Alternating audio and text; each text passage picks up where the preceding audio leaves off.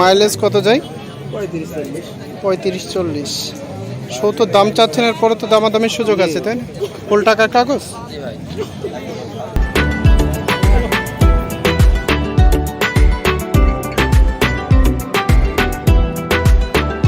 কোথা থেকে আসছিলেন? আমি যে চুয়াডাঙ্গা হাজহাটি।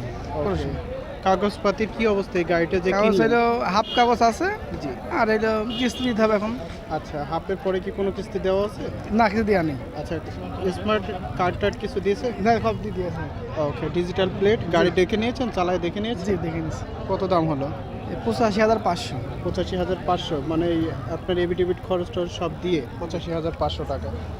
তো অনুভূতি কেমন, মোটামুটি কেমন লাগছে গাড়ি কিনে? ভালো লাগছে আলহামদুলিল্লাহ। খুশি, তাই তো? জি। ওকে। তো এটার মাইলেজ কত ছিল? 8,295। দেখা যাচ্ছে যে 8,295।